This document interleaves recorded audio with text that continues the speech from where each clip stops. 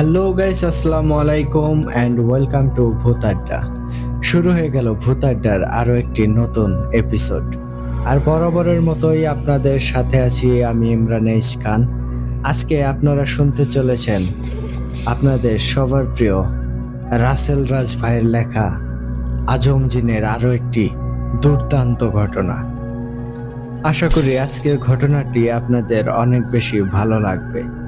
তো আর কথা বাড়াবো না, মূল ঘটনায় চলে যাব। কিন্তু মূল ঘটনায় যাওয়ার আগে আপনাদেরকে মনে করিয়ে দিতে চাই, আপনারা যারা এখনো আমাদের চ্যানেলটিকে সাবস্ক্রাইব করেননি, দ্রুত সাবস্ক্রাইব করে বেল বাটনে অল সিলেক্ট করে রাখুন, যাতে করে আমাদের পরবর্তী সকল আপডেট সবার আগে আপনাদের কাছে পৌঁছে যায়।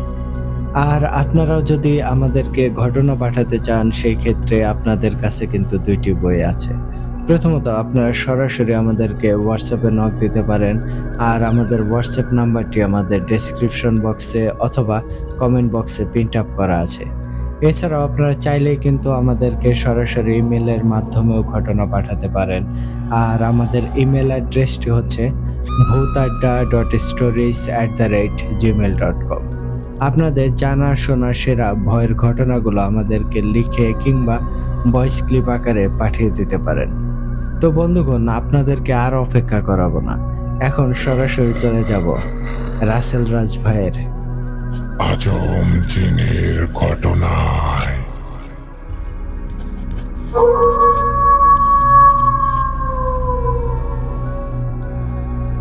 ঘটনাটি আমাকে ঠিক যেভাবে লিখে পাঠিয়েছেন, আমি চেষ্টা করছি ঠিক সেভাবেই আপনাদের মাঝে উপস্থাপন করতে।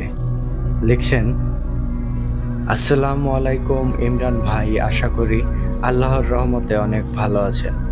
শ্রোতা ভাই ও বোনেরা, আপনারা সবাই কেমন আছেন? আমার পরিচয়, আমি রাসেল হোসেন রাজ, বাসা সাতক্ষীরা জেলা কলারোয়া থানা, গ্রাম বোয়ালিয়া। এটা আমার লেখা 9 নম্বর ঘটনা। আজকে আপনারা আজম জিনকে অন্যরকম রূপে দেখতে পাবেন এই ঘটনাতে। আর বেশি কথা বাড়াবো না, সরাসরি ঘটনার ভেতরে প্রবেশ করব। তার আগে বলতে চাই, আমার লেখার মাঝে ভুল ত্রুটি হলে ক্ষমা সমৃদ্ধ দৃষ্টিতে দেখবেন। চলেন তাহলে শুনে আসি আজকের ঘটনাটা। রূপা আমার সাথে ঘটনাটা যেমন করে বলেছে আমি ঠিক তার মতো করেই বলছি। আমি আজগর মামার কাছে ঘটনাটা শুনতে গিয়ে দেখি মামা আকাশের দিকে তাকিয়ে কিছু একটা ভাবছে। আমি বলি, মামা কি হয়েছে? একটা আজম জিনের ঘটনা বলবেন না আজ? আমার কথা শুনে আজগর মামা বলল, বুঝলে রূপা, আজ তোমাকে এমন একটা ঘটনার কথা বলতে যাচ্ছি, এই ঘটনাটা আমার এখনো মনে হলে আমার গায়ের লোম দাঁড়িয়ে যায়। তখন আমি বলি, মামা কি বলেন? মামা বলল, তাহলে শোনো, ঘটনাটা শুনলে বুঝতে পারবে, কিন্তু ঘটনার ভেতরে কোনো কথা বলবা না। আমি বললাম, আচ্ছা ঠিক আছে মামা, কথা বলবো না, আপনি শুরু করেন। ঘটনা বোঝার জন্য আমি আজগর মামার ভাষায় তুলে ধরছি। বলছেন, আজগর মামা, এই ঘটনাটা বেশ কিছু বছর আগের কথা। আমার নাম তখন অনেক জায়গায় ছড়িয়ে পড়েছিল। আজগর কবিরাজ নামে সবাই এক নামে আমাকে চিনত। এমন একদিন খবর পাই, আমাদের গ্রাম পার করে 3 গ্রাম পরে একটা গ্রামে সবাই নরখাদক শয়তান জিনের হাতে মারা পড়ছে। খবরটা পেয়ে আমি চলে গেলাম সেই গ্রামে। হঠাৎ কিছু মানুষ এসে আমাকে ঘিরে ধরে। আমি তাদেরকে বলি, কি হলো, আপনারা আমাকে ঘিরে দাঁড়িয়ে আছেন, কোনো সমস্যা? আমার কথা শুনে লোকগুলো বলে, আজগর ভাই, আমাদের আপনি বাঁচান। ওই গ্রামের মানুষেরা আমাকে আগে থেকে চিনত, তাই সবাই আমার নাম জানে। তখন আমি বলি, আরে কি হয়েছে সেটা না বললে আমি কেমন করে সমাধান করব? প্রথম থেকে সবকিছু বলেন। তখন তাদের ভেতর থেকে একজন লোক বলে, আজগর ভাই, আপনি আমার বাসায় আসেন। এই ঘটনাটা মূলত আমার বাড়ি থেকেই শুরু হয়। আমার সাথে চলেন, সবকিছু দেখেন, তারপরে আমি সবকিছু বলছি। তখন আমি বলি, আপনার বাসায় যাব মানে? লোকটা বলে, ভাই দয়া করে আমাদের এই গ্রামটাকে বাঁচান। লোকটার কথা শুনে আমি তার সাথে তার বাসায় যাই। ঘরের ভেতর যাওয়ার সময় আমি বুঝতে পারি এই বাড়ির ভেতর কোনো খারাপ জিন বা পিশাচের খারাপ নজর আছে। লোকটার সাথে বাসার ভেতরে প্রবেশ করি। ঘরের ভেতরে গিয়ে দেখি তাদের বাসায় সবাই অসুস্থ হয়ে বিছানায় পড়ে আছে। লোকটা কান্না করতে করতে বলল, আজগর ভাই, এই যে দেখছেন না, অসুস্থ হয়ে বিছানায় পড়ে আছে সবাই, এরা সবাই আমার পরিবারের লোক। আমার স্ত্রী, আমার ছেলে, আমার মা। আর এমনটা শুধু আমার বাসায় না, আমাদের পুরো গ্রামের মানুষের সাথে এমনটাই হচ্ছে। লোকটার কথা শুনে আমি বলি, আচ্ছা বুঝতে পারছি, কিন্তু আমার মনে এখনো একটা প্রশ্ন। লোকটা বলল, জি আজগর ভাই, বলেন কি জানতে চান। আমি তখন বলি, আপনার সাথে ঠিক কি সমস্যা হচ্ছে সেটা তো বুঝতে পারলাম না, একটু বুঝিয়ে বলেন। লোকটা তখন বলতে শুরু করলো, আজগর ভাই, আমার নামটা তো এখনো বলিনি। আমার নাম নূর হোসেন। আমি মাঠে মানুষের খেতে কাজ করি। যা টাকা উপার্জন করি তাতেই কোনো রকমে খেয়ে পরে পরিবার চালাই। এই 1 মাস আগে আমার স্ত্রী আমাকে বলে একটা গরু কিনে আনতে। আমার স্ত্রীর কথা শুনে আমি বলি, এই অভাবের সংসার, তার উপর আবার গরু কিনবো কি করে? আর গরু কিনে আনলে কি খাওয়াবে? এবার আমার স্ত্রী আমাকে বলে, আরে আমার কাছে কিছু টাকা আছে, আর তুমি কিছু টাকা জোগাড় করে বাজারে গিয়ে একটা ভালো দেখে গরু নিয়ে আসো। আমি তোমার ছেলেকে নিয়ে গরুটাকে প্রতিদিন মাঠে নিয়ে খাওয়াবো।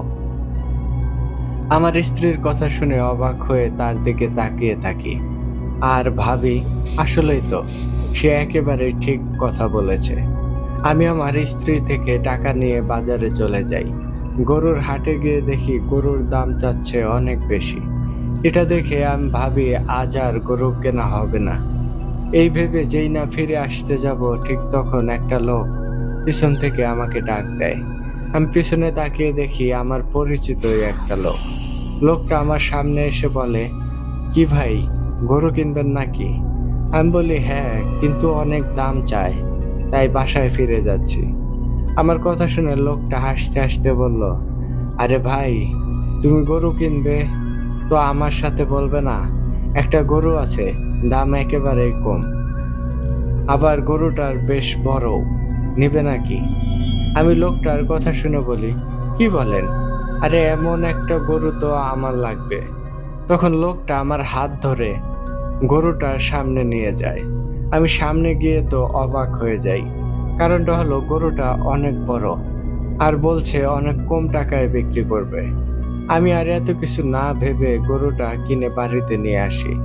আমার স্ত্রী সহ আমাদের বাড়ির সবাই অনেক খুশি হয় গরুটা দেখে। তখনও আমি একবারও ভাবিনি যে এত কম দামে এত বড় গরু কেন বিক্রি করলো। সেদিন রাতে আমার স্ত্রী বাহিরে গিয়ে শুনতে পায় কারা যেন আমাদের গোয়াল ঘরে কথা বলছে। আমার স্ত্রী ভাবলো হয়তো চোর আসছে। সে তখন ভেবে পাচ্ছিল না যে কি করবে।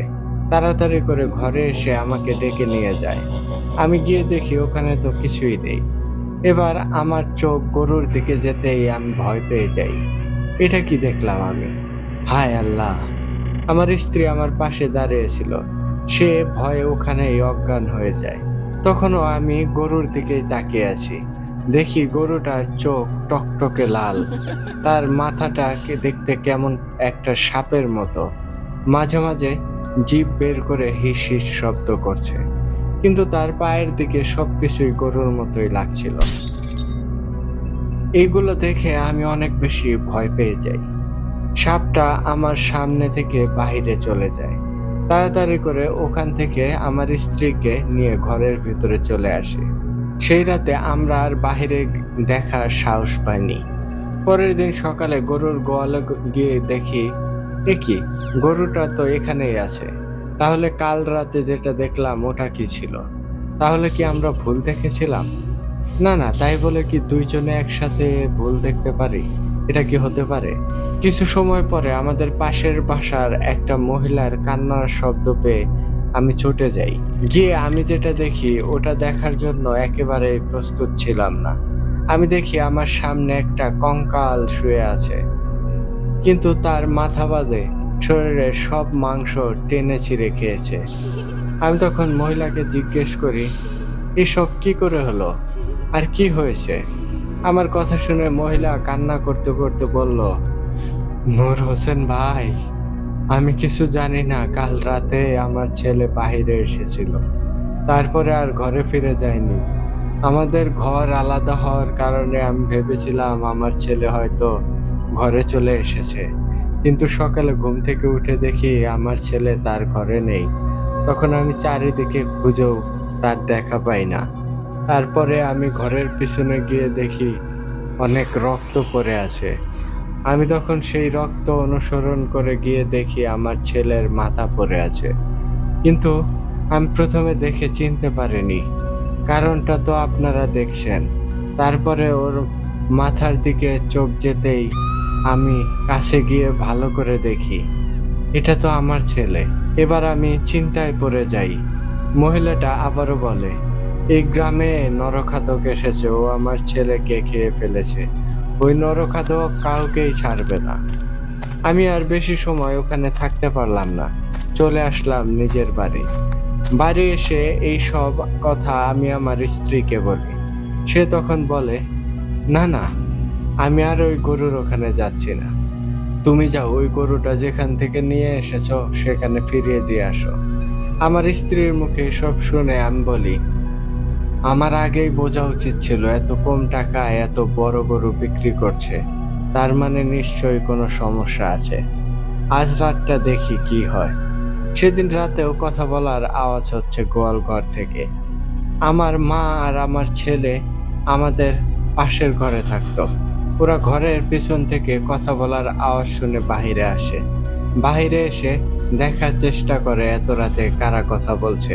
তারপরে দেখে তাদের সামনে দিয়ে সেই গরুটা ভয়ঙ্কর একটা রূপ নিয়ে যাচ্ছে, আর তার পিছনে পিছনে কিছু কালো ছায়া একসাথে কথা বলতে বলতে যাচ্ছিল সবগুলা। এসব দেখে সাথে সাথে মা আর আমার ছেলে চিৎকার করে ওখানে অজ্ঞান হয়ে যায়। তারপর থেকে আর বিছানা থেকে উঠতে পারেনি। পরের দিন সকালে আমি খবর পাই আমাদের গ্রাম থেকে রাতারাতি একসাথে 9 জন ছেলে মৃতদেহ পাওয়া গিয়েছে। আমি খবরটা পাওয়ার সাথে সাথে ছুটে যাই দেখার জন্য। আমি গিয়ে দেখি আমার প্রতিবেশী ছেলেটার মতো এই ছেলেগুলো কি একটা অবস্থা। আমি আর বেশি দেরি না করে যে লোক থেকে গরুটা নিয়ে এসেছিলাম ওই লোকের বাসায় চলে যাই। দেখি লোকটা বাসায় আছে। আমি তখন তার সাথে এই কয়দিনের সব ঘটনা খুলে বলি। এবার লোকটা বলে, আরে ভাই, আমি তো এইগুলো কিছুই জানতাম না। যারা গরুটা বাজারে নিয়ে এসেছিল তারা আমাকে বলেছিল যদি আমি গরুটা বিক্রি করে দিতে পারি তাহলে বিক্রি করে যে কয় টাকা হবে তার থেকে 3/1 আমাকে দেবে। এটা শুনে আমিও রাজি হয়ে যাই। আমি তাদের জিজ্ঞেস করেছিলাম গরুর কোনো সমস্যা আছে কিনা।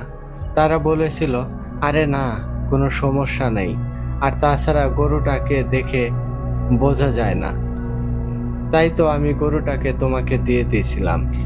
লোকটার মুখে এই কথা সব শুনে আমি বলি, আচ্ছা আপনি বলতে পারবেন তাদের বাসা কোথায়, কিছু জানেন কি?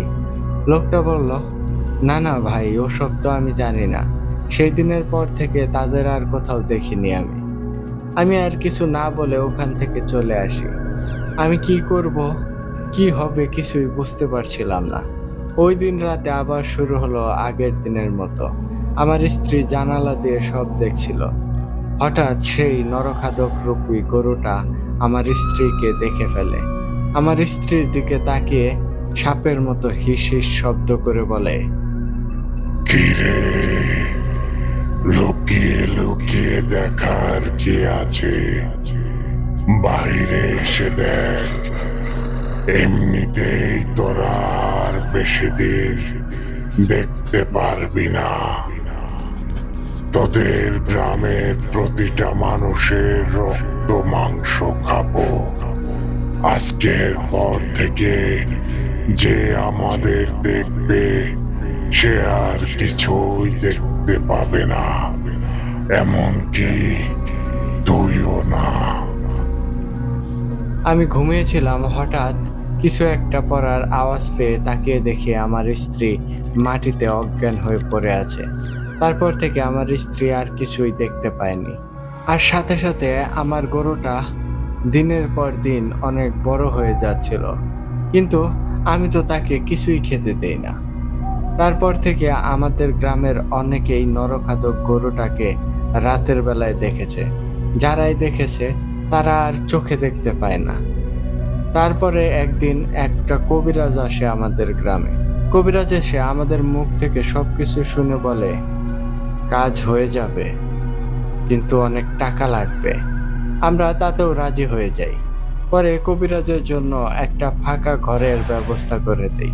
কবিরাজ বলে, রাতে তোমরা কেউ ঘর থেকে বের হবা না। আজ রাতেই এই গ্রামের সমস্যার সমাধান করব। আমরা সব শুনে ওখান থেকে চলে আসি। গ্রামের মানুষ সবাই ঘরের ভেতর শুয়েছিল।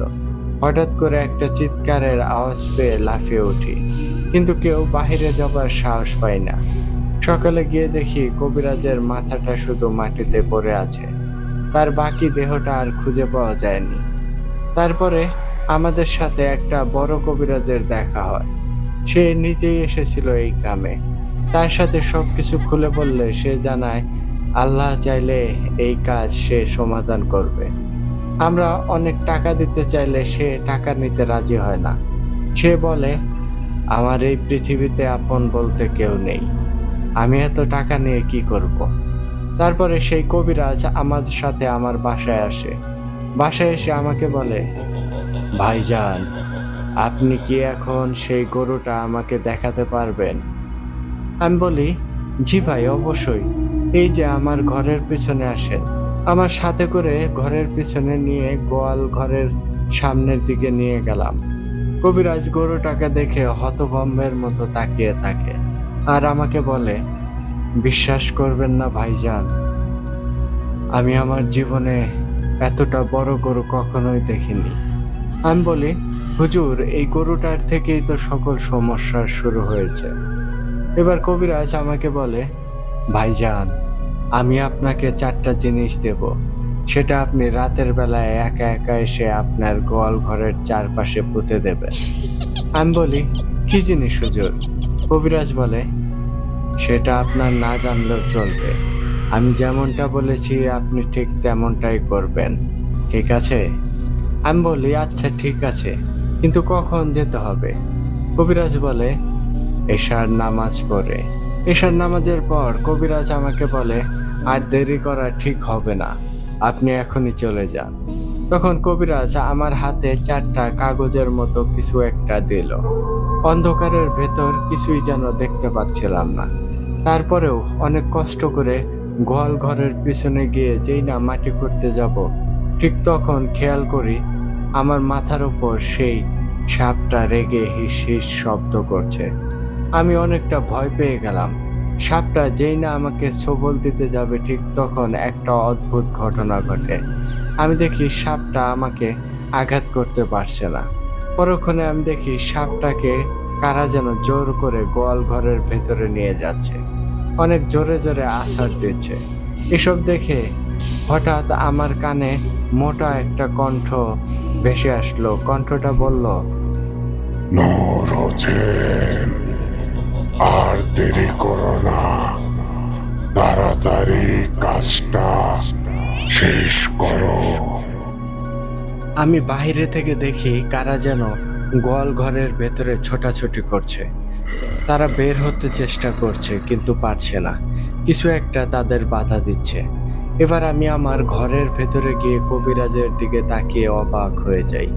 কারণটা হলো, আমি দেখি কবিরাজ মাটিতে লুটিয়ে পড়ে জোরে জোরে শ্বাস নিচ্ছে। আমি তাড়াতাড়ি করে কবিরাজকে গিয়ে ধরি আর বলি, হুজুর, কি হয়েছে? আপনি তো একটু আগেও ঠিক ছিলেন, হঠাৎ করে কি হলো? কবিরাজ বলে, নূর হোসেন ভাই, একটু পানি দিন। আমি তাড়াতাড়ি গিয়ে পানি নিয়ে আসি। পানি খেয়ে কবিরাজ উঠে বসে। তারপর কবিরাজ আমাকে উদ্দেশ্য করে বলে, নূর হোসেন ভাই, আমি যতটা ভেবেছিলাম এই শয়তানগুলো তার থেকেও বেশি শক্তিশালী। আমি শয়তানগুলোকে একেবারে শেষ করতে পারিনি। কারণ আমার কাছে এতটা শক্তিধর কোনো জিন নেই। আমি শুধু তাদের বন্দি করে রেখেছি। এই কথা শুনে আমি বলি, তাহলে কি হবে হুজুর? ওরা তো আবার ছাড়া পাবে। আর যদি ছাড়া পায় তাহলে? আমার কথা শুনে কবিরাজ বলে, ওরা যদি একবার ছাড়া পায় তাহলে পুরো গ্রামকে শ্মশান বানিয়ে ছাড়বে। কিন্তু একটা কথা আছে, ওই শয়তানগুলো ঠিক ততদিন মুক্তি পাবে না যতদিন না ওখানে গিয়ে কোনো মানুষ অপবিত্র কাজ করবে। কেউ যদি ওই জায়গাটা অপবিত্র করে তাহলে তো বুঝতেই পারছেন কি হবে।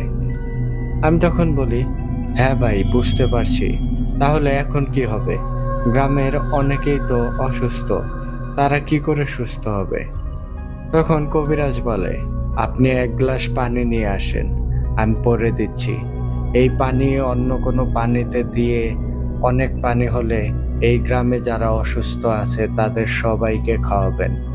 ইনশাল্লাহ আর কোনো সমস্যা হবে না। আর একটা কথা ভালো করে মনে রাখবেন, আপনার বাড়ির আশপাশে কখনোই কাউকে আসতে দেবেন না। আমি আচ্ছা ঠিক আছে বলি। পরের দিন সকালে ঘুম থেকে উঠে আমি হতবাক হয়ে যাই। এটা কি করে হতে পারে? কবিরাজ তো ঘরে নেই। পরক্ষণেই দেখি কবিরাজ যেই বিছানায় শুয়েছিলেন তার পাশে একটা চিঠি পড়ে আছে। চিঠিটা হাতে নিয়ে পড়ে দেখি কবিরাজ লিখেছেন, নূর হোসেন, আমি জানি তুমি ঘুম থেকে উঠে আমাকে না দেখতে পেয়ে অবাক হবে। গ্রামের মানুষ যদি আমার খোঁজ করে তাহলে তুমি তাদেরকে বলে দেবে আমি ফজরের আজানের পরে চলে গিয়েছি। এরপর আমি তাড়াতাড়ি করে গ্রামের সবাইকে ডাকি।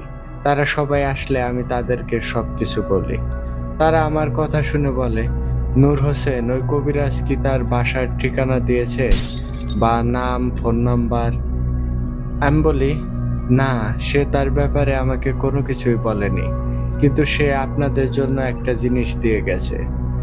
তখন সবাই বলে, কি জিনিস? আমি বলি, সে পানি পড়া দিয়ে গেছে।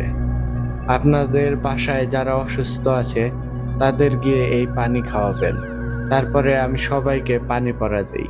কবিরাজের দেওয়া পানি পড়া খেয়ে অসুস্থ মানুষগুলো সবাই সুস্থ হয়ে যায়। তারপরের দিনগুলো ভালোই যাচ্ছিল। হঠাৎ কিছুদিন আগে ঘুম থেকে উঠে দেখি গ্রামের একটা ছেলের নিথর দেহ পড়ে আছে আমার ঘরের পেছনে। তার হাত পা সব মুচড়িয়ে ভাঙা ছিল। তার শরীরে আঁচড়ের বড় বড় দাগ, সাথে দেখি দেহটা যেন নীল হয়ে আছে। এটা দেখে আমি গ্রামের সবাইকে ডাকি। সবাই আসে, অনেক ভয় পেয়ে যায়। হঠাৎ করে কিছু মানুষ আমাদের সামনেই অজ্ঞান হয়ে পড়ে যায়। আমরা খেয়াল করি আগে যারা অসুস্থ ছিল তারা আবারও অসুস্থ হয়ে গিয়েছে। সেই দিন রাতের কথা, আমার ঘরের পেছন থেকে অনেক হাসাহাসির আওয়াজ আসে। আমি দেয়ালের পাশে গিয়ে আরো ভালো করে শোনার চেষ্টা করি।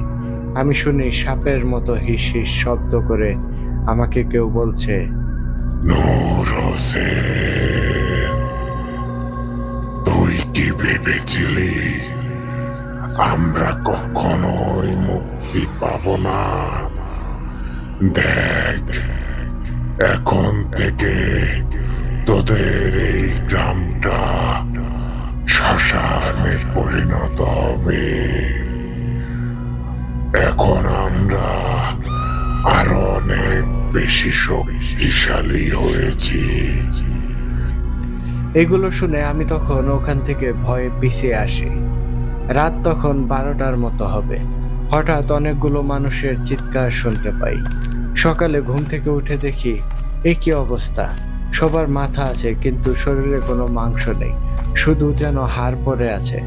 তারপরেই তো আপনার সাথে দেখা আজগর ভাই। এখন আপনি বলেন আমরা কি করব, কোথায় যাব? এই বলে নূর হোসেন ভাই তার কথা শেষ করেন। তারপরে আমি বললাম, সবকিছুই তো শুনলাম, কিন্তু আমি এটা বুঝতে পারছি না, এই শয়তানটা আপনাদের গ্রামের মানুষের ক্ষতি কেন করছে? নূর হোসেন ভাই এবার বলে, আজগর ভাই, লোকের মুখে আপনার নাম অনেক শুনেছি, আপনি কিছু একটা করেন। আমি নূর হোসেন ভাইকে বলে একটু অন্য পাশে এসে আজম জিনকে ডাকার চেষ্টা করি। কিন্তু না, আজম দিন দিন কেমন জানি হয়ে যাচ্ছে। এই 1 মাসেরও বেশি সময় হয়ে গেছে আজম আমার সাথে দেখা করে না। আমি তার মতিগতি কিছুই বুঝতে পারছি না। আমি আবার নূর হোসেন ভাইয়ের কাছে গিয়ে বলি, ভাই, আমি আপনার সেই গরুটা একবার দেখতে চাই। আমার কথা শুনে নূর হোসেন এদিকে ওদিকে তাকায়। আমি কিছুই বুঝতে না পেরে বললাম, ভাই, আপনার কি হয়েছে? এমন করে এদিক ওদিক তাকাচ্ছেন কেন? নূর হোসেন ভাই এবার ভয়ে ভয়ে বলে, আজগর ভাই, আপনাকে নিয়ে ওখানে এখন যাওয়া যাবে না। দেখছেন না, সন্ধ্যা হয়ে গিয়েছে। আমি বলি, তাই কি হয়েছে? নূর হোসেন আমার কথা শুনে বলে, আরে ভাই, এটাই তো সমস্যা। গরুটা দিনের বেলাতে স্বাভাবিক থাকলেও সন্ধ্যার পরে নরখাদক হয়ে যায়। তার থেকে ভালো কাল সকালে দেখবেন। আমি এবার ভাবি, আসলেই তো, এখন যদি আমি ওখানে যাই তাহলে আমাকে বাঁচাবে কে? এইদিকে আজমেরও কোনো খবর নেই। আমি একা একা তো তাদের সাথে পেরে উঠবো না। আমি নূর হোসেন ভাইকে বলি, আচ্ছা ঠিক আছে, তাহলে কাল সকালে দেখব। আমি রাতে কোরআন তেলাওয়াত করছিলাম, এমন সময় ঘরের পেছন থেকে সাপের মতো হিস হিস শব্দ করছে শুনতে পেলাম। আরো মনে হলো গালিগালাজ করছে অনেক। এবার দেখি নূর হোসেন ভাই আমার দিকে ছুটে আসছে। এটা দেখে আমি বলি, আপনার আবার কি হলো ভাই? আর ঘরের পিছনে কারা এত জোরে জোরে গালি দিচ্ছে? আমার কথা শুনে নূর হোসেন ভাই বলে, আরে আজগর ভাই, আমি তো ওই নরখাদকের কথা আপনাকে আগেই বলেছিলাম। ওরা আপনার কোরআন তেলাওয়াত শুনতে পাচ্ছে না। আমি বলি, ও আচ্ছা, এই ব্যাপার। নূর হোসেন ভাই কিছু একটা বলতে যাবে, ঠিক তখনই ঘরের পেছন থেকে কেউ একজন বলে ওঠে, নূর হোসেন, কুত্তার বাচ্চা, এটা তুই কাকে নিয়ে আইছিস?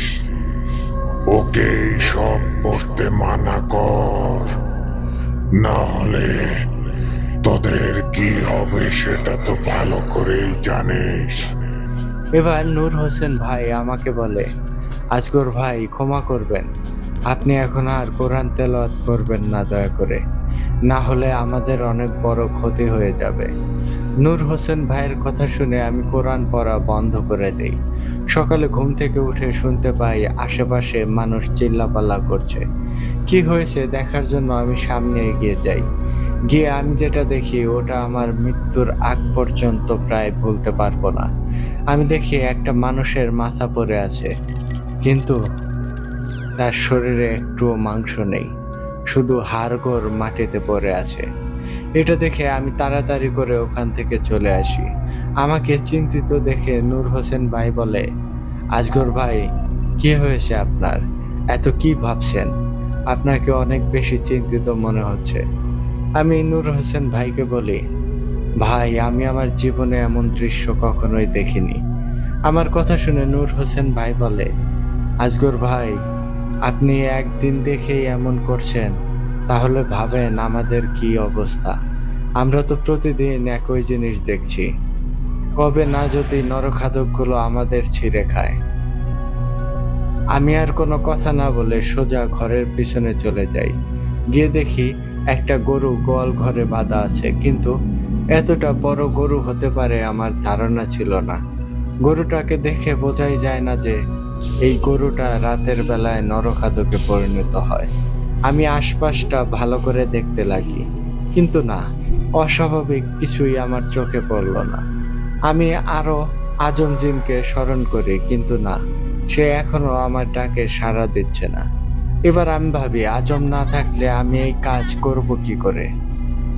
আর আমার চোখের সামনে দিনের পর দিন এত মানুষ একটা নরখাদক শয়তানের হাতে মারা যাচ্ছে, এটাও তো আমি আর দেখতে পাচ্ছি না। না, আর দেরি করা ঠিক হবে না। আমি আজ সন্ধ্যার পরেই কাজ শুরু করব। হয়তো আমি মরবো, না হলে এর একটা সমাধান করব। যা আছে কপালে দেখা যাবে। সেদিন রাতে এশার নামাজ পড়ে একটা গোল বৃত্ত কেটে তার ভিতরে বসে ছুরা পড়তে থাকি। প্রায় 1 ঘন্টা পরে শুনতে পাই ঘরের পিছনে অনেক বাতাস হচ্ছে। না না, বাতাস না, ঝড় হচ্ছে। আমি বুঝতে পারি আমার রুকায়াতে কাজ হচ্ছে। তারপরেই শুনতে পাই সাপের হিসিস সেই শব্দটা। আমি দেখি ঘরের ভেতরে আমাকে ঘিরে দাঁড়িয়ে আছে শত শত ছায়া। তারপরেও আমি সূরা পড়া থামাই না, কারণ আমি জানি শয়তানগুলো আমাকে ভয় দেখানোর চেষ্টা করছে। কিন্তু আমি সেদিকে পাত্তা না দিয়ে এক মনে সূরা পড়তেই থাকি। কিছু সময় পর শুনতে পাই ভয়ঙ্কর কণ্ঠে কেউ একজন বলছে, কি করবি এবার? ছোড়া পড়া থামা, না হলে তোর ঘাড় থেকে মাথাটা আলাদা করে রাখবো। তুই চিনিস না আমাদের এই কুত্তার বাচ্চা, এখানে কোন সাহসে আসছিস? তুই কি জানিস আমরা কে? আমি শয়তানটার কথা শুনে বলি, তুই কে? আর এই গ্রামের মানুষদের মারছিস কেন বল? আমার কথা শুনে শয়তানগুলো হাসতে হাসতে বলে, এই তোরা শুনেছিস এই কবিরাজ কি বলে? আমি তোর পোষা গোলাম না যে তোর সব কথার জবাব দেব। আর আমি কে এটা তুই কখনোই জানতে পারবি না, কারণ তার আগেই তোকে মেরে ফেলবো।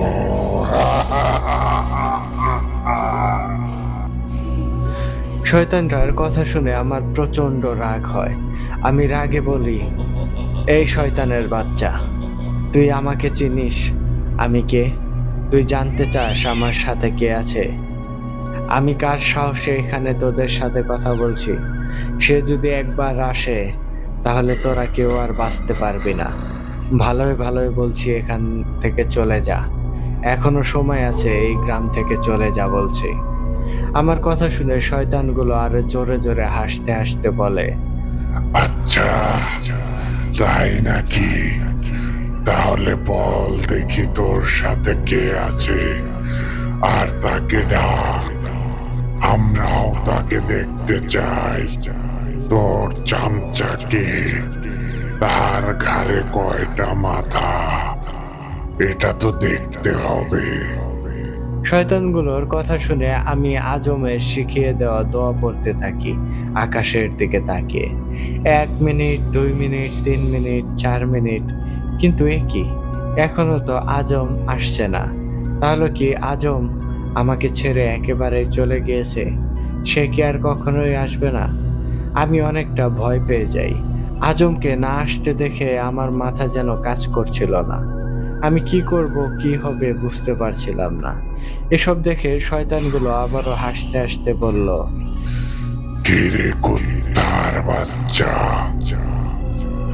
তোর পোষা কুত্তা পালিয়েছে নাকি?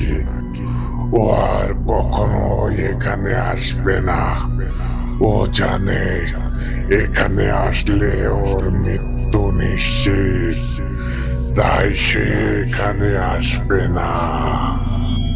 এটা বলেই শয়তানটা সাপের মতো হিস হিস করতে করতে আমার দিকে আসতে থাকে। আমার তখন মনে পড়ে আজম একদিন পানি পড়া দিয়েছিল, সেটা তো এখনো আমার ব্যাগের ভেতরেই আছে। আমি তাড়াতাড়ি করে পানি পড়াটা সারা ঘরে ছিটিয়ে দিতেই শয়তানগুলো আমার সামনে থেকে পালিয়ে যায়। তারপরেও আমি বৃত্ত থেকে বের হই না। 1 ঘন্টা পর আমি সূরা পড়ে আমার শরীর ভালো করে বন্ধ করে নেই। তারপরে বৃত্ত থেকে বাহিরে আসি। নূর হোসেন ভাইকে ডাক দেই, কিন্তু তার কোনো সাড়া শব্দ পাই না। তার ঘরের ভেতরে গিয়ে দেখি সে মাটিতে পড়ে আছে।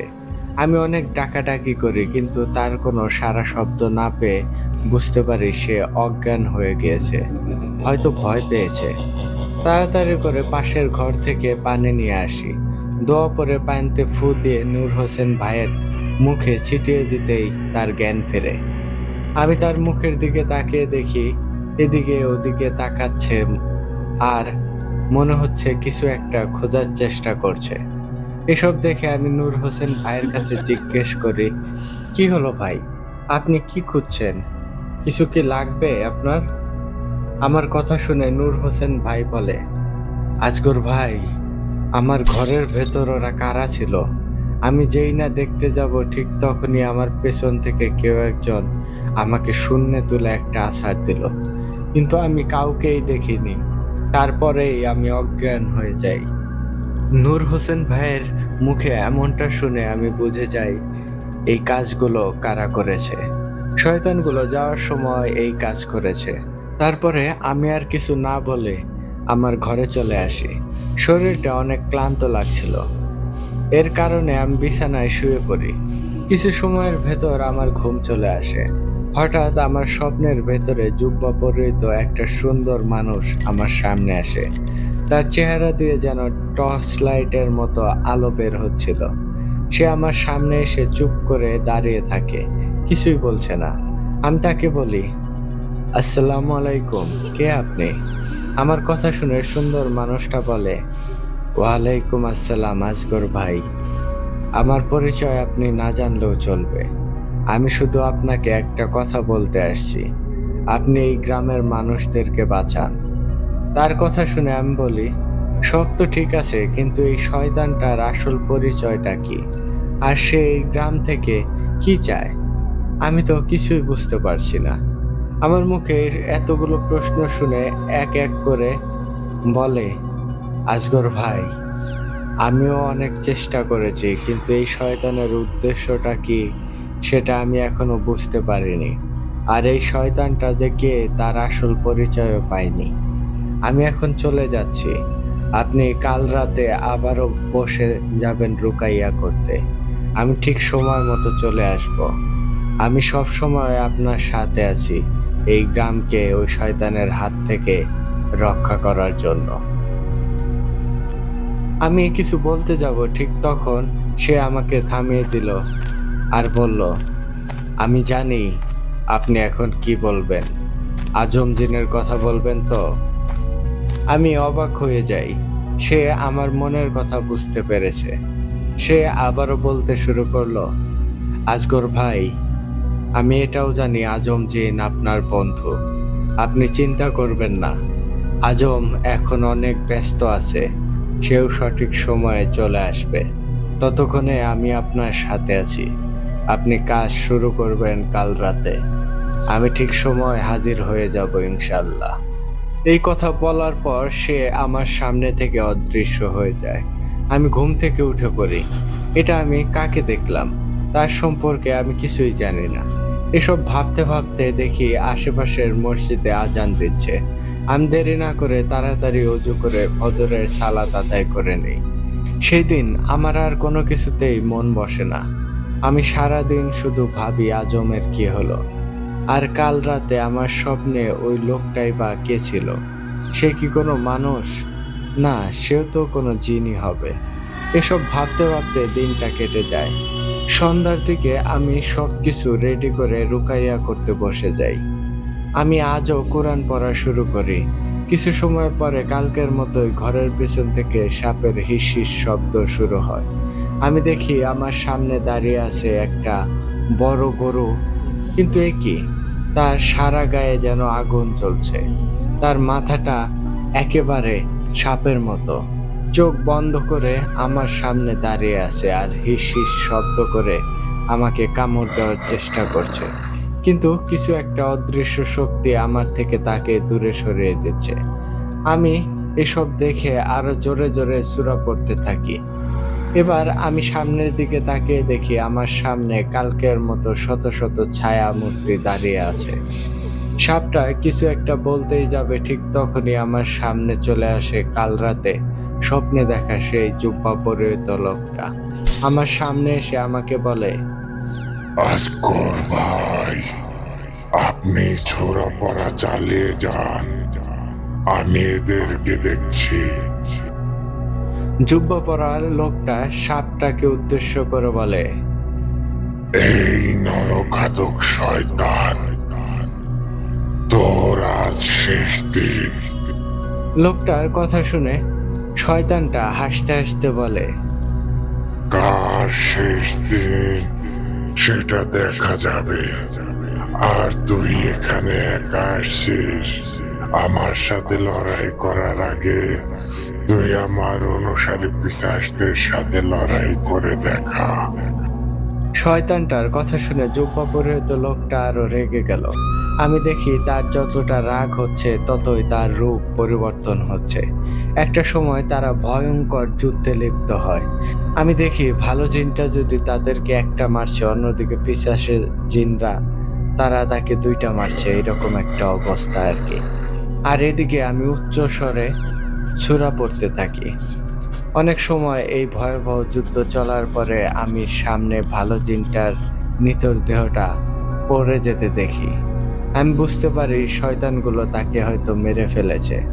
আমি আর একবার চেষ্টা করি আজম জিনকে ডাকার, কিন্তু সে এবারেও আমার ডাকে সাড়া দেয় না। আমি বুঝতে পারি শয়তানগুলো আজ আর আমাকে হয়তো ছাড়বে না। এবার আমি দেখি সাপের মতো মাথা শয়তানটা হাসতে হাসতে আমাকে বলছে, কিরে কবিরাজ, তোর জিনকে তো মেরে ফেলেছি। এত দুর্বল জিন নিয়ে আমাদের সামনে আইছিস। আবার কাল রাতে আমার সামনে বড় বড় কথা বলেছিলি। তোর জিন আসলে আমাদের অনেক খারাপ অবস্থা হবে। এখন কোথায় গেল তোর জিন? আর কেউ আছে নাকি? আমি তার কথার কোনো উত্তর দিতে পারিনি। ধীরে ধীরে শয়তানগুলো আমাকে একেবারে সামনে পিছে ঘিরে দাঁড়ায়। তারপরে সাপের মতো নরখাদক শয়তানটা আমার গলাটা চাপ দিয়ে ধরে আমাকে উপরে তুলে নেয়। শয়তানগুলো একসাথে বলে, আজ আবার অনেক দিন পরে একটা কবিরাজকে মারবো। এই কবিরাজ, তোর আর কোনো জিন থাকলে ডাক দে। তাকে বল তোকে আমাদের হাত থেকে ছাড়িয়ে নিতে, না হলে এখনই তোকে মেরে ফেলবো। আমি চিৎকার করে একবার আল্লাহু আকবার বলি। আমার মুখে আল্লাহ নামটা শুনে আমাকে একটা জোরে আছাড় দেয় আর হিস হিস শব্দ করে বলে, এই কুত্তার বাচ্চা, তোর আল্লাহ আজ তোকে আমাদের হাত থেকে বাঁচাতে পারবে না। ওদিকে আমি আছাড় খেয়ে ওখান থেকে যেন উঠতেই পারছিলাম না। তারপরে অনেক কষ্ট করে শয়তানগুলোকে বলি, আল্লাহ চাইলে তোরা আমার কিছুই করতে পারবি না। আমার কথা শুনে শয়তানগুলো হাসতে হাসতে বলে, তোর আল্লাহকে এখানে এসে তোকে বাঁচাতে বল। আজ তোর মৃত্যু আমাদের হাতেই লেখা আছে। এই কথা বলে শয়তানগুলো আমার দিকে আসতে যাবে, ঠিক তখনই আমার শরীর প্রচণ্ড গরমে ঘামতে থাকে। চারিদিকে মাটি যেন থর থর করে কাঁপতে থাকে। আমি মাটিতে পড়েছিলাম। এমন সময় দেখি মাটির নিচ থেকে কালো ধোঁয়া বের হচ্ছে। শয়তানগুলো এই দিক ওদিক তাকাচ্ছে। আমি এবার দেখি আমার শরীর শূন্যে ভাসছে। আমি এসব দেখে অনেক ভয় পেয়ে যাই, কারণ আমি এমনটা তো কখনো কল্পনাও করিনি। আর আজম আসলে তো কখনোই এমন হয় না। এসব ভাবছি, হঠাৎ মাটির দিকে তাকিয়ে দেখি মাটি ফেটে যেন আগুন বের হচ্ছে। শয়তানগুলো এসব দেখে চিৎকার করে। দেখে মনে হচ্ছে তারা এই আগুনের তাপ সহ্য করতে পারছে না। কিছু সময়ের পরে মাটির নিচ থেকে একটা দানব বেরিয়ে আসলো। আমি এই দানবটাকে দেখে এতটাই ভয় পেয়ে গেলাম যে আমার মনে হলো আমি এখনই হার্ট ফেল করে মারা যাব। দানবটা দেখতে ঠিক এমন ছিল। তার সারা শরীর পোড়া কয়লার মতো কালো, তার উপরে আবার ধোঁয়া বের হচ্ছে, কালো কালো ধোঁয়া। কান দুটো অনেকটাই বড়, আর চোখের কথা কি বলবো, সদ্য আগুনের লাভা পড়ছে চোখ দিয়ে।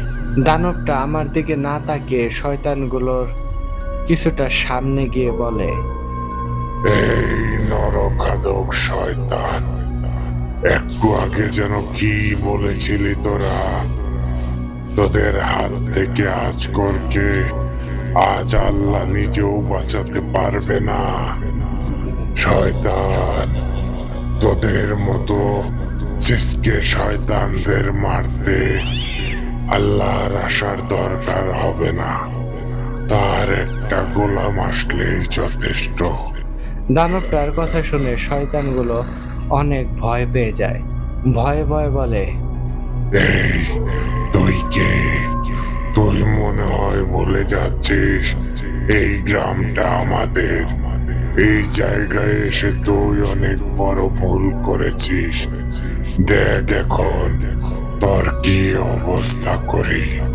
শয়তানটার কথা শুনে দানবটা হাসতে হাসতে বলল, শয়তান, তুই হয়তো জানিস না আমি কে। তুই যদি আমার পরিচয় পেয়ে যাস তাহলে তুই নিজেই মৃত্যুকে ডাকবি। দানবটার কথা শুনে শয়তানগুলো একসাথে বলে, তুই কে এটা জেনে আমাদের কোনো লাভ নেই, কিন্তু তুই আর ফিরে যেতে পারবি না। এই কথা বলে শয়তান সাপটা তার অনুসারী জিনদের বলে, এই, তোরা এখনো দাঁড়িয়ে দাঁড়িয়ে কি দেখছিস? যা, ওই কুত্তার বাচ্চাকে মেরে আমার সামনে নিয়ে আয়। শয়তানটার এই কথা শুনে দানবটা এবার বেশ রেগে বলল, মাত্র এই কয়জন তোরা? আরো 4-5 হাজার শয়তান জিনকে ডাক দে। এই কয়টা শয়তানকে মেরে আমার মন ভরবে না। শয়তানটা এবার বলে, তোকে শেষ করার জন্য এই কয়টাই যথেষ্ট, বুঝলি? দানবটা এবার রাগী কণ্ঠে বলল, আচ্ছা ঠিক আছে, তাহলে এবার শুরু করা যাক। এবার শয়তানগুলো দানবটার দিকে এগিয়ে আসতে থাকে। এদিকে দেখি দানবটা আকাশের দিকে তাকিয়ে কিছু একটা পরে, তারপরে জোরে একটা চিৎকার করে। এতটা ভয়ঙ্কর ছিল সেই চিৎকার, কানের পর্দা যেন রীতিমতো ফেটে যাওয়ার মতো অবস্থা। এবার দেখি শয়তানগুলোর দিকে তাকিয়ে তার মুখটা হা করে। সাথে সাথে দেখি তার মুখ থেকে ধোঁয়া বের হয়ে শয়তানগুলোর গায়ে গিয়ে লাগে। সাথে সাথে তাদের সারা শরীরে যেন আগুন ধরে যায়। আমি দেখে বুঝতে পারি এটা আর কেউ না, এটা আমার বন্ধু আজম জিন। এবার দেখি শয়তানগুলো ভয়ঙ্কর রকমের চিৎকার করে আমার সামনে থেকে অদৃশ্য হয়ে যায়। এবার সাপের মাথাওয়ালা নরখাদক শয়তানটা ভয়ে ভয়ে বলে, এই, কে রে তুই? তোর পরিচয় কি? আর তুই এটা কি করলি? আর কেমন করে করলি? আমার জীবনে এমনটা তো আমি কখনোই দেখিনি। তুই কি? এবার সেই দানবটা হাসতে হাসতে বলে, কাজের সময় কথা বলা আমার একেবারেই পছন্দ না। বেশি কথা না বলে, আর কত শক্তিশালী জিন আছে তোর কাছে, ডাক তাদের। এই কয়টাকে মেরে আমার মনের রাগ কমেনি, তাড়াতাড়ি ডাক। দানবের কথা শুনে শয়তানটা চোখ বন্ধ করে তার অনুসারী জিনদের ডাকতে থাকে, কিন্তু তারা আসে না।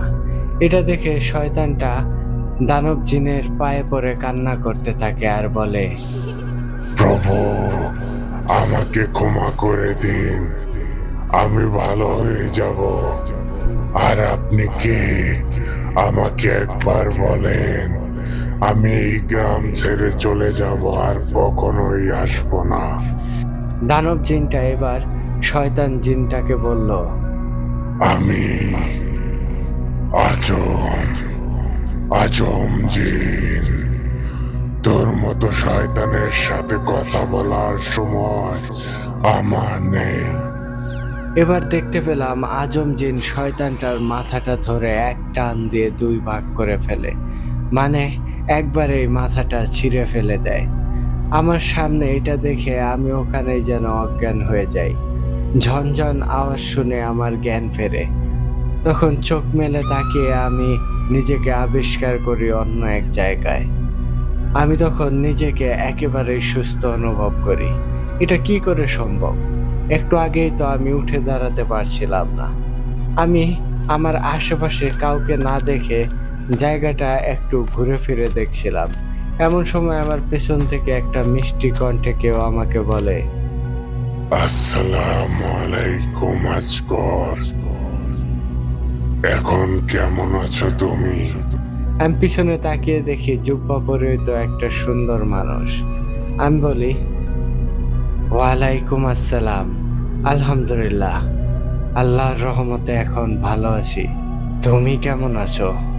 আমার যদি ভুল না হয়, তুমি আজম জিন, আমার বন্ধু আজম, তাই না?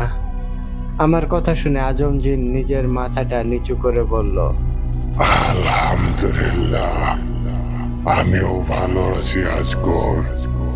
কিন্তু আমি তোমার বন্ধু হবার যোগ্য হতে পারিনি। বন্ধু হিসেবে আমি তোমাকে বিপদে পাশে দাঁড়াতে পারিনি। আজগর, তুমি আমাকে ক্ষমা করে দিও। আমি আজগর আলী। কে বলেছে তুমি আমার পাশে ছিলে না? আমি আজ বেঁচে আছি তোমার কারণে। আর তুমি এসব বলছো? আজম, একটা কথা শুনে রাখো, তুমি আমার সব সময় কাছের বন্ধু। এবার মাথা তুলে তাকাও আমার দিকে। তুমি আজম, আল্লাহর এক শক্তিশালী সৃষ্টি। আমার মতো একটা ছোট্ট মানুষের সামনে মাথা নিচু করে রাখলে হবে? আমার কথা শুনে আজম আমার মুখের দিকে তাকিয়ে আমাকে বলে, আজগর, তুমি অনেক ভালো মনের একজন মানুষ। আলহামদুলিল্লাহ, তোমাকে আমার বন্ধু হিসেবে পেয়েছি। এবার আমি বললাম, আজম, এসব কথা বাদ দাও। তোমার কাছে আমার অনেক প্রশ্ন জমে আছে। আমার কথা শুনে আজম জিন বলে, আজগর, আমি সব জানি। আমি এতদিন আমার রাজ্যের বাইরে ছিলাম, সেই কারণে তোমার সাথে যোগাযোগ করতে পারিনি। ওখানে থাকা আমার এক অনুসারী জিনকে তোমার খবর নিতে বলি। সে আমার কথা শুনে তোমার সাথে দেখা করে। তখন আমি আজমকে থামিয়ে দিয়ে বলি, কোথায়? কেউ তো আমার সাথে দেখা করেনি। আজম জিন বলে, তুমি সেদিন স্বপ্নে দেখেছিলে, ওটা আমার রাজ্যের জিন ছিল। ওই জিন আমার ওখানে গিয়ে আমার সব কিছু বলে এই গ্রাম সম্পর্কে। আমি খুব ব্যস্ত থাকার কারণে তাকে এই বিষয়টা দেখতে বলি। সে আমার কথা শুনে চলে আসে এই গ্রামে। আমি তাকে এটাও বলে দেই আমি সময় মতো চলে আসবো। তারপরে সবকিছু তো তুমি জানো। আমি এবার বলি, কিন্তু আমার মনে এখনো একটা প্রশ্ন। আজম আমাকে আবারও থামিয়ে দিয়ে বলল, আজকর, আমি জানি। দাঁড়াও, সবই বলছি। তোমার আগে ওই হুজুরটা কে ছিল এটাই তো? আসলে ওই হুজুরটা কোনো মানুষ ছিল না, ওটা একটা ভালো জিন ছিল। মানুষ রূপে মানুষের বিপদের পাশে দাঁড়াতো। সে ওই শয়তান জিনগুলোকে বন্দি করে এই গ্রাম থেকে চলে যায়।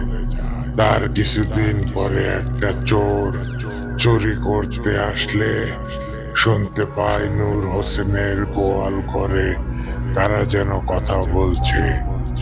সেই সময় আবার তার টয়লেটের চাপ দেয়।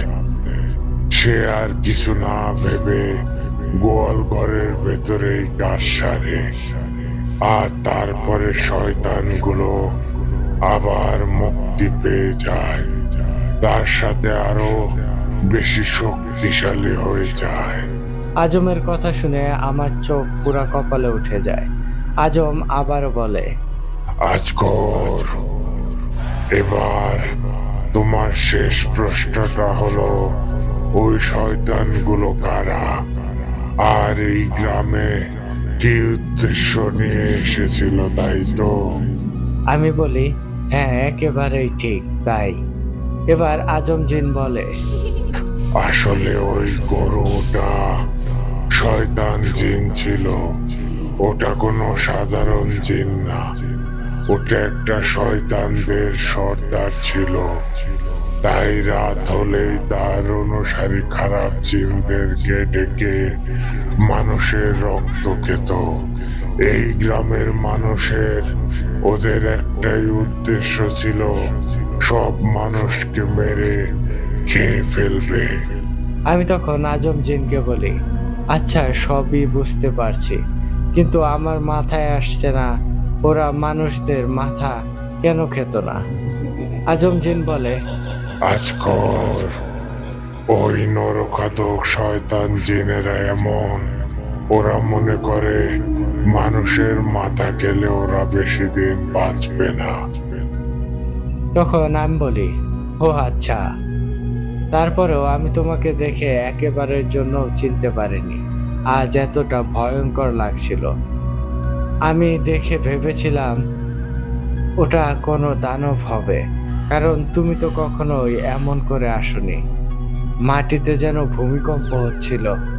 আমার কথা শুনে আজম জিন একটা মুচকি হাসি দিয়ে বলে, সময় হলে সবই জানতে পারবে। একটু পরে ফজরের আজান দেবে। আজকর আমি এখন চলে যাব, তার আগে তোমাকে একটা গাছের শিকড় দিচ্ছি। এইটা একটু একটু করে গ্রামের সবাইকে খেতে বলবে, আর কোনো সমস্যা হবে না। আমি গাছের শিকড়টা হাতে নিয়ে আজমকে বলি, আমি এখন কোথায় আছি? আমি গ্রামে ফিরে যাব কি করে? আজম জিন চলে যেতে যেতে বলে যায়, আজকর তুমি সব নিয়ে চিন্তা করো না, আমি চলে গেলে তুমি গ্রামে চলে যাবে। কিছু সময় পরে চোখের পলক পড়তেই আমি দেখি নূর হোসেন ভাইয়ের ঘরের ভেতরে আমি বসে আছি। সবকিছু যেন চোখের পলকেই হয়ে গেল। সকাল হলে গ্রামের সবাইকে ডেকে বলি, কাল রাতে সব সমস্যার সমাধান হয়ে গেছে। আল্লাহ চাইলে আর কোনো সমস্যা হবে না ইনশাল্লাহ, আর কোনো ভয় নেই। তারপর আমি তাদের হাতে শিকড়টা একটু একটু করে কেটে দিয়ে দেই। এমনকি আমি নিজেও খেয়েছিলাম।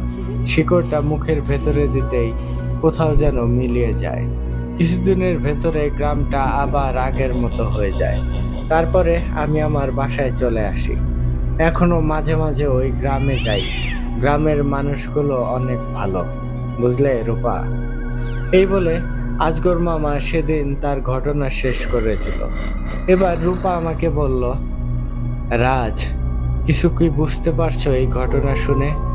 তখন আমি বলি, হ্যাঁ, দুইটা জিনিস খুব ভালোভাবেই বুঝতে পারছি। এক হলো সত্যের জয় সবসময় হয়, ভালো কাজ করলে আল্লাহ সহযোগিতা করে।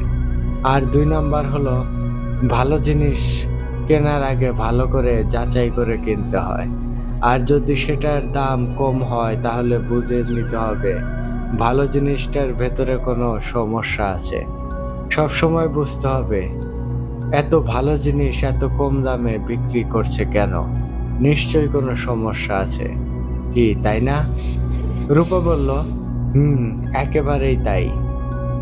আজ রাখি, হ্যাঁ, পরে আবার কথা হবে। তখন আমি বলি, আচ্ছা ঠিক আছে।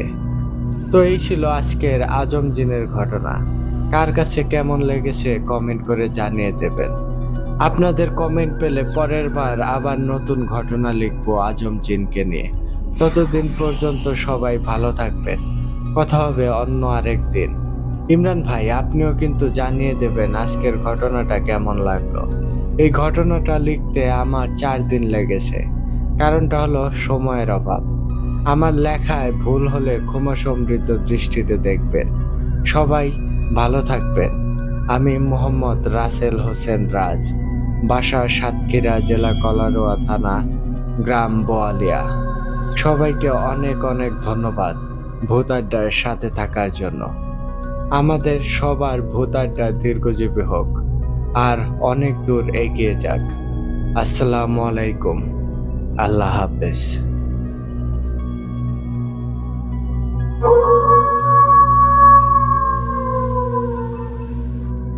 ওয়ালাইকুম আসসালাম রাসেল রাজ ভাই। হোয়াট স্টোরি রাসেল রাজ ভাই, কি ঘটনা লিখে পাঠাইছেন ভাই। এক কথায় অসাধারণ ভাই, দুর্দান্ত। মাটি ফেরে দানবের আগমনটা সত্যিই ভাই ভিন্ন রকম ছিল, অনেক বেশি ডার্ক, মানে কি বলবো, এক কথায় দুর্দান্ত একটা ঘটনা আপনি আমাদেরকে আজকে লিখে পাঠিয়েছেন। গরু সেটাও জিন হওয়ার কারণে বহুরূপী হয়ে যায়, মানে সাপ আর গরুর মিশ্রণ। আসলে ঠিক বলে বোঝানোর মতো না বিষয়টা। ধন্যবাদ ভাই এত সুন্দর একটা ঘটনা আমাদেরকে উপহার দেওয়ার জন্য। তো বন্ধুগণ, আপনারা যারা আজকের ঘটনাটি শুনলেন, আপনারা কিন্তু অবশ্যই কমেন্ট করে জানাতে পারেন রাসেল রাজ ভাইয়ের আজম জিনের এই ঘটনাটি আপনাদের কাছে কেমন লেগেছে। আপনাদের মূল্যবান মতামত আমাদের সাথে কিন্তু অবশ্যই শেয়ার করবেন। তো এই ছিল আজকের এপিসোডের আয়োজন। চলে যাবার আগে আপনাদেরকে আবারও বলবো, আপনারা যারা এখনো আমাদের চ্যানেলটিকে সাবস্ক্রাইব করেননি, দ্রুত আমাদের চ্যানেলটিকে সাবস্ক্রাইব করে ফেলুন। আর আপনারা যারা আমাদেরকে ঘটনা পাঠাতে চান, তাদের জন্য আমাদের হোয়াটসঅ্যাপ নাম্বার এবং আমাদের ইমেল অ্যাড্রেস ডেসক্রিপশন বক্সে অথবা কমেন্ট বক্সে প্রিন্ট আপ করা থাকবে। আপনারা আপনাদের জানা শোনা সেরা ভয়ের ঘটনাগুলো আমাদেরকে লিখে কিংবা ভয়েস ক্লিপ আকারে পাঠিয়ে দিতে পারেন। তো এই ছিল আজকের আয়োজন। আমি ইমরান এইচ খান এখানে বিদায় নিচ্ছি। কথা হচ্ছে আগামী এপিসোডে নতুন কোনো ভয়ঙ্কর ঘটনা নিয়ে। টিল দেন সবাই ভালো থাকুন, সুস্থ থাকুন আর ভূত আড্ডার পাশেই থাকুন। আসসালামু আলাইকুম।